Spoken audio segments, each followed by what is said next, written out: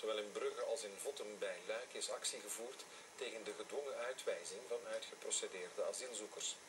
Actievoerders versperden op beide plaatsen het asielcentrum en sommigen ketenden zich vast. In Brugge greep de politie na verloop van tijd in.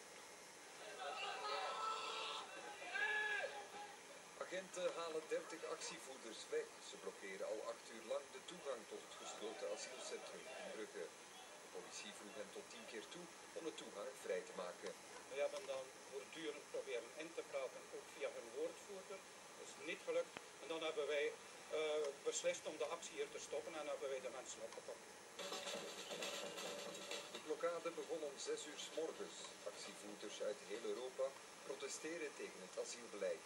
9 van hen ketenen zich vast aan de toegangspoort van het asielcentrum. Het is echt een fysieke blokkade, zodat de poort niet meer open kan, zodat de deportatiemachine voor even gestopt is. De zowat 100 illegalen in het centrum komen in opstand, opgejukt door actievoerders die op het dak klimmen. Ironisch genoeg is er 1 illegaal uit Syrië die naar zijn land terug wil. Door de blokkade kan hij maar net op tijd vertrekken. Die was duidelijk niet zo blij en bij de meeste van die acties hebben we 400, 500 bewoners die er inderdaad niet blij is. En een aantal mensen die inderdaad van de gelegenheid profiteren om op herrie te schoppen en om de boel op stelte te zetten. De politie plukt nog enkele actievoerders van het dak, maar de laatste geketende manifestanten kunnen ze niet bevrijden. Die beloven dat ze na enkele uren zullen vertrekken. Aan het asielcentrum in Vottem bij Luik kon de politie vrij snel een einde maken aan een gelijkaardige blokkade.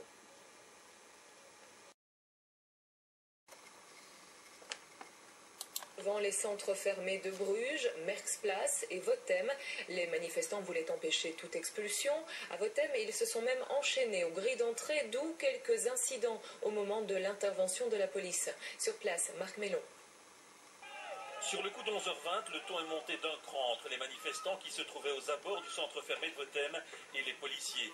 Une avocate et sympathisante des sans-papiers a failli être embarquée par des policiers pendant qu'un autre nous empêchait de filmer. Ici, on est 2 avocats, on a été mandatés pour regarder ce qui se passait, vérifier que les choses se passaient calmement. La personne m'a demandé de descendre, j'ai dit écoutez non, j'exerce mon métier, ici je travaille, je regarde ce qui se passe, j'ai le droit, de plus je ne trouble aucunement l'ordre public, je pose aucun problème en étant ici. Il m'a dit oh, c'est énervé. Et apparemment, il a donné l'ordre de venir m'arrêter. Après, bon, je continue à regarder. Tout à coup, je sens une main qui m'agrippe, qui me tire. Mais donc, pour peu que je ne sois pas attentive, je serais bien tombée, me casser un pied. J'étais arrachée, tirée par les cheveux. Il m'a traînée. Heureusement, un ami est passé, il nous est intervenu. Et donc voilà, c'est tout. Vers 6h, environ 50 sympathisants des sans-papiers ont escaladé les grilles du centre fermé. Et une partie d'entre eux se sont attachés, enchaînés aux portes pour qu'elles ne puissent plus s'ouvrir avec des lock-on qui sont donc des tubes métalliques. On sait que c'est une action de désobéissance civile, mais c'est aussi parce que nous considérons que les centres fermés sont tout à fait quelque chose d'illégitime.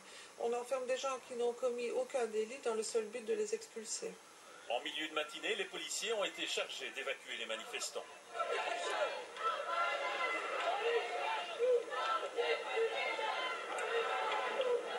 Le centre fermé de Vottem a ouvert ses portes il y a 10 ans.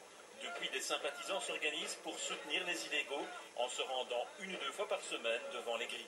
Alors je n'ai pas de gagne à court terme parce que ça je ne me fais pas trop d'illusions malheureusement, mais l'aide de ne pas s'habituer à ce truc-là.